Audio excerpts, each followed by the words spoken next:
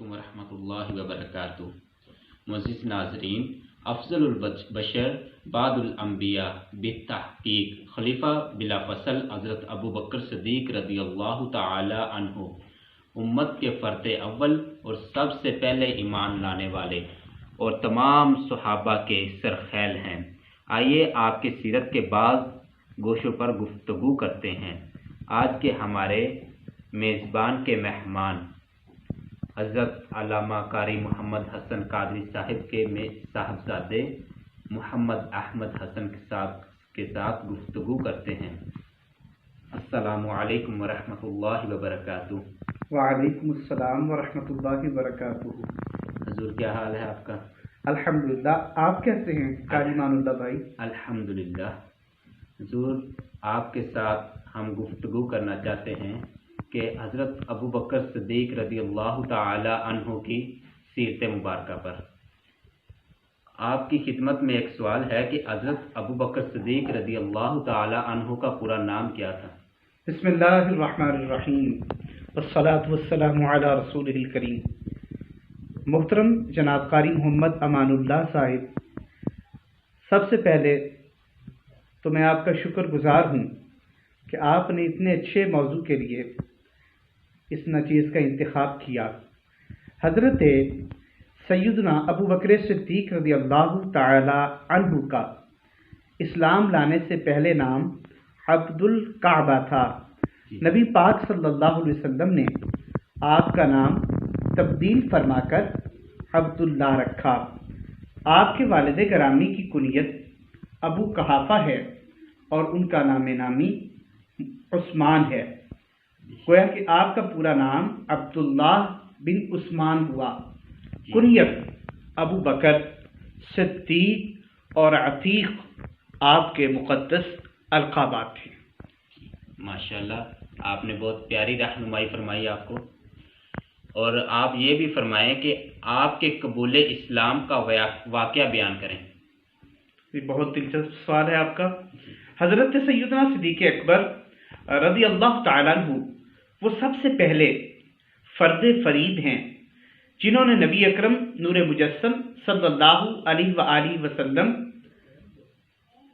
پر اپنا تن من دھن پیش کیا، اپنا آپ پیش کیا، اسلام قبول کیا۔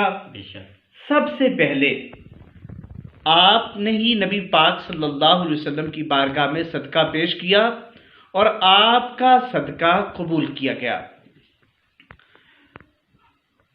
نبی اکرم صلی اللہ تعالی علیہ وسلم کے اعلان بعثت کے وقت آپ تجارت کی غرض سے ملک شام تشریف لے گئے ہوئے تھے۔ وہاں پر آپ نے ایک خواب دیکھا کہ آسمان سے چاند آپ کی گود میں آ گرا ہے۔ صبح آپ ایک معبر کے پاس اس خواب کی تعبیر پوچھنے کے لیے تشریف لے گئے۔ معبر نے خواب کی تعبیر بتانے کی بجائے آپ سے مختلف سوالات کیے۔ آپ کا تعارف پوچھا، آپ کے علاقے کا نام پوچھا، آپ کی شخصیت کے مختلف گوشوں کے بارے میں آپ سے استفسار کیا۔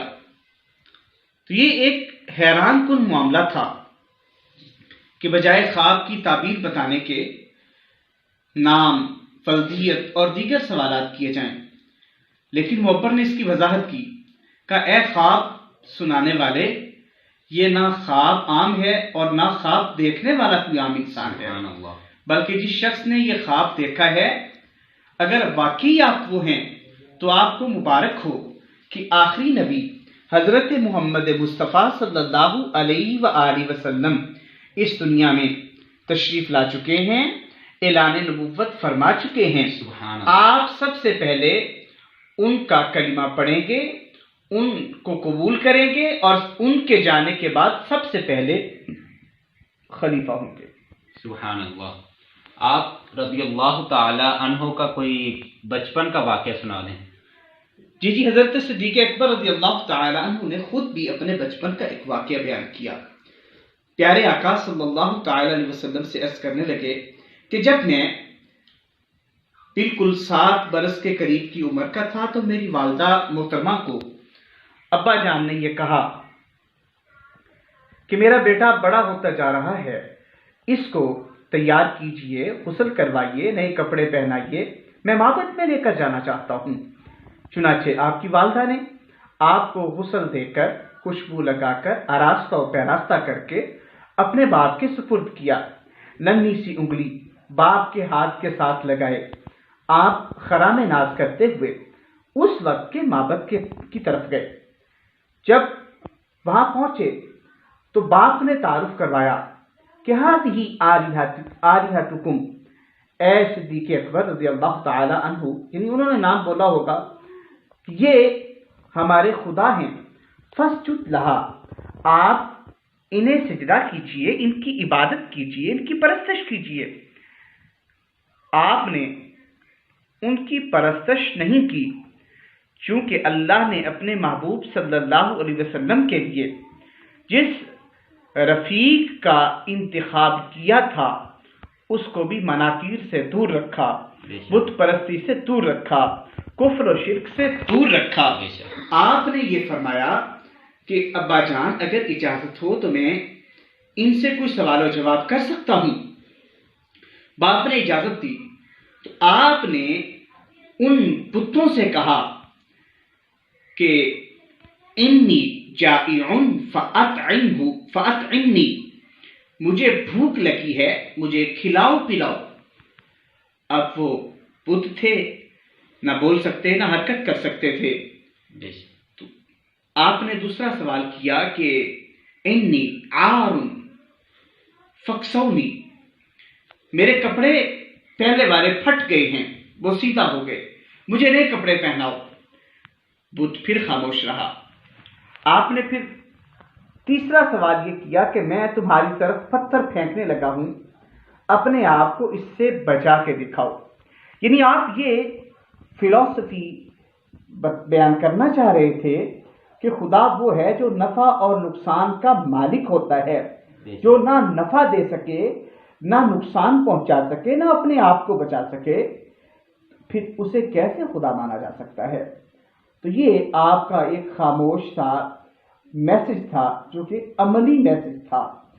آپ نے یہ کہتے ہوئے جب ایک بڑا پتھر، بھاری پتھر بڑے بت کو مارا تو وہ پاش پاش ہو گیا۔ باپ نے یہ منظر دیکھا تو حیران رہ گیا، آپ کو ڈانٹ ٹپٹ کی اور گھر واپس لے آیا۔ آپ کی والدہ سے کہنے لگے کہ پتہ ہے آپ کے لال نے آج کیا کیا ہے؟ ماں نے پوچھا کیا کیا ہے؟ کہا آپ کے بیٹے نے سب سے بڑے بت کی توہین کی ہے، اس کو پاش پاش کر دیا ہے۔ کہا اے اس بچے کے باپ، انہیں چھڑکیے مت، غصہ نہ کیجیے، ابھی اس بچے کی پیدائش ہونے ہی والی تھی کہ مجھے حاصف غیبی سے ندا آئی تھی، یا امۃ اللہ بالتحقیق ابشری بالبلد العظیم اسمہ فی السماء الصدیق لمحمد صاحب و رفیق۔ اے اللہ کی بندی، تجھے ایک دوزخ سے آزاد بیٹے کی بشارت دی جاتی ہے، بت پرستی سے آزاد بیٹے کی بشارت دی جاتی ہے، آسمانوں میں ان کا نام صدیق ہوگا اور رسول کریم صلی اللہ علیہ وسلم کے صحابی اور رفیق ہوں گے۔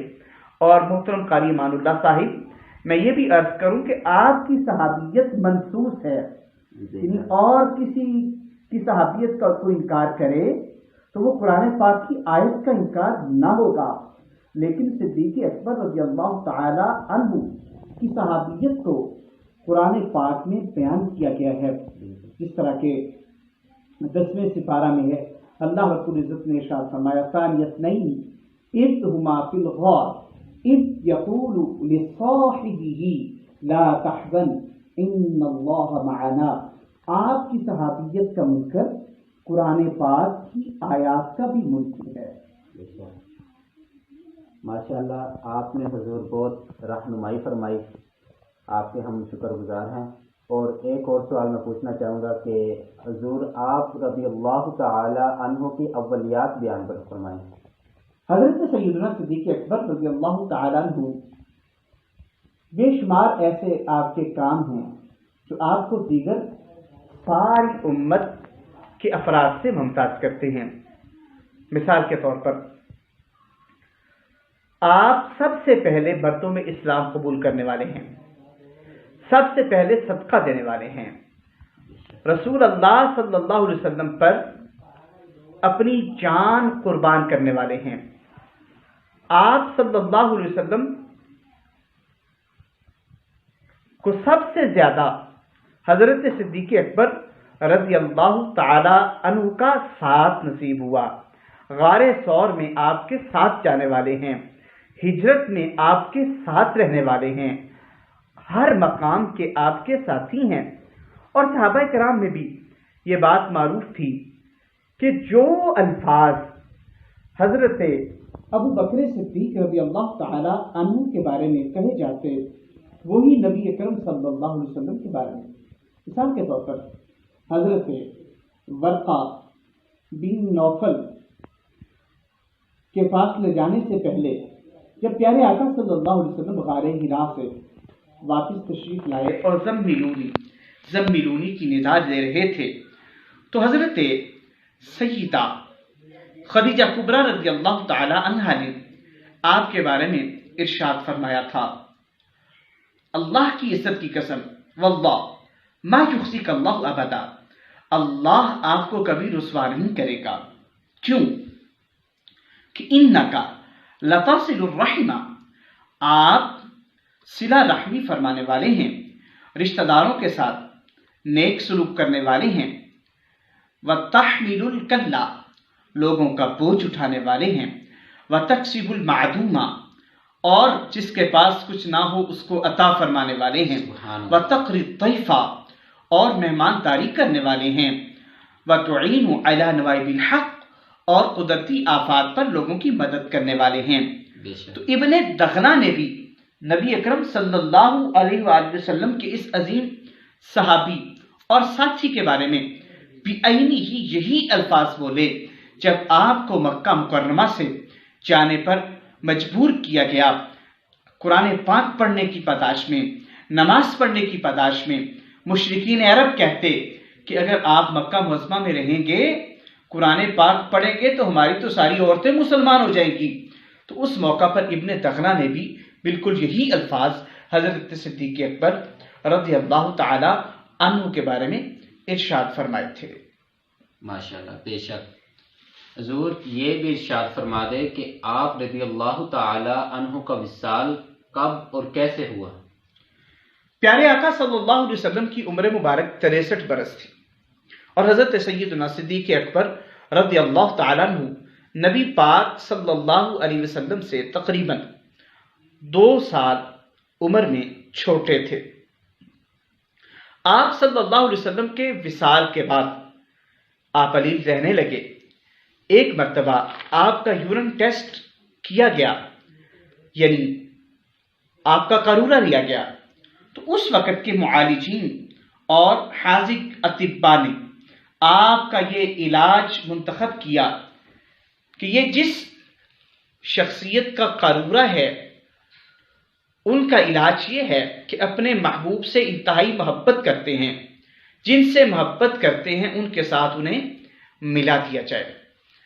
آپ کے جب وصال کا وقت قریب آیا تو اس وقت آپ کے قرض سے، آپ کی رقم سے قرض آپ کا اتارا گیا، اور آپ نے جو وصایا فرمائی اس میں اپنی بیٹیوں کے لیے، بیٹوں کے لیے وصیت فرمائی اور فرمایا کہ میرے جسد خاکی کو نماز جنازہ کے بعد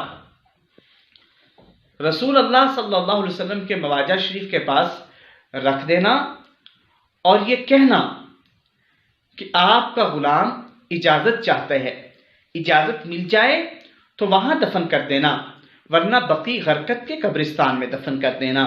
اور یہ بھی آپ کی وصیت تھی کہ مجھے وہی غسل دیں جنہوں نے نبی پاک کو غسل کیا تھا، یعنی حضرت سیدنا علی المرتضیٰ تاجدار حلقہ کرم اللہ وجہہ الکریم۔ اور ایسا ہی ہوا، انہوں نے آپ کو غسل دیا، اور جب آپ کے جسد خاکی کو مواجہ شریف کے پاس لایا گیا تو شام یہ تھی کہ عاشق کا جنازہ ہے، سرا دھوم سے نکلے، محبوب کی گلیوں میں بہت گھوم کے نکلے۔ اس انداز میں مواجہ شریف کے پاس آپ کا جسد مبارک رکھا گیا تو دروازہ کھلا اور آواز آئی، اوصل الحبیب الی الحبیب، آج سارے پردے ہٹا دو، یار کو یار سے ملا دو۔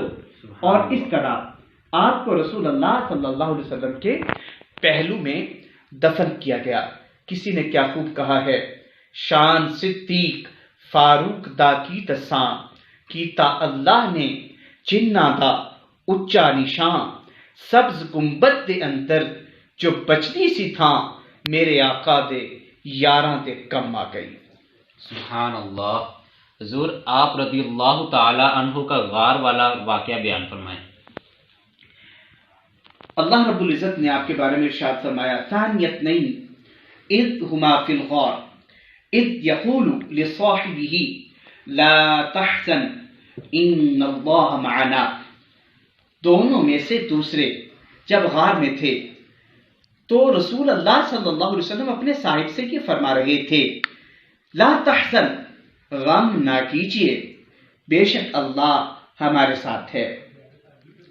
اللہ رب العزت کے اذن کے مطابق رسول اللہ صلی اللہ علیہ وسلم نے مکہ معظمہ سے مدینہ منورہ کی طرف ہجرت کی اور اپنے بستر پر حضرت مولا علی رضی اللہ تعالیٰ عنہ کو لٹا کر آپ کاشانہ صدیقی کی طرف روانہ ہوئے۔